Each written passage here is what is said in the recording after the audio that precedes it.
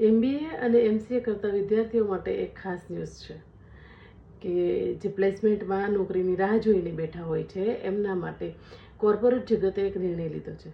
તો કે પહેલાં IQ અને EQનો ટેસ્ટ લેવાતો, પરંતુ કોર્પોરેટ જગતે બદલતા સમય સાથે SQનો ટેસ્ટ લેવાનો નિર્ણય કર્યો છે. એટલે કે તમે ફેસબુક, ઇન્સ્ટાગ્રામ વગેરે જેવી સોશિયલ મીડિયામાં કેટલા એક્ટિવ છો એના પરથી વિદ્યાર્થીનું વ્યક્તિત્વનું પૃથ્થકરણ કરીને એમને નોકરી માટે લાયક ઠેરવવામાં આવશે. તો ચેતી જજો વિદ્યાર્થીઓ, જે લોકો MBA કે MCA કરી રહ્યા છે અથવા કરવાના છે અને પ્લેસમેન્ટમાં જેમને જોબ જોઈએ છે. કેમ કે હવે તમારી જોબ માટે તમારું સોશિયલ મીડિયા, તમે કોને ફોલો કરી રહ્યા છો, શું કાર્ય કરી રહ્યા છો, તમે શું પોસ્ટ કરી રહ્યા છો, તમે શું જોઈ રહ્યા છો સોશિયલ મીડિયામાં, એ બધાને પૃથ્થકરણ કરીને તમારું વ્યક્તિત્વ નક્કી કરવામાં આવશે. તો સારા કાર્ય કરવાનું ચાલુ કરી દો અને સારી પોસ્ટ કરવાનું ચાલુ કરી દો. કેમ કે હવે તમારી નોકરી, તમારું સપનાની નોકરી માટે આ બધું એક મહત્વ બની રહેશે.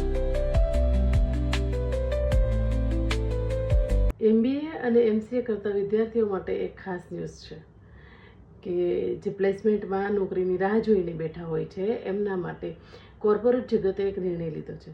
તો કે પહેલાં IQ અને EQનો ટેસ્ટ લેવાતો, પરંતુ કોર્પોરેટ જગતે બદલતા સમય સાથે SQનો ટેસ્ટ લેવાનો નિર્ણય કર્યો છે. એટલે કે તમે ફેસબુક, ઇન્સ્ટાગ્રામ વગેરે જેવી સોશિયલ મીડિયામાં કેટલા એક્ટિવ છો એના પરથી વિદ્યાર્થીનું વ્યક્તિત્વનું પૃથ્થકરણ કરીને એમને નોકરી માટે લાયક ઠેરવવામાં આવશે. તો ચેતી જજો વિદ્યાર્થીઓ, જે લોકો MBA કે MCA કરી રહ્યા છે અથવા કરવાના છે અને પ્લેસમેન્ટમાં જેમને જોબ જોઈએ છે.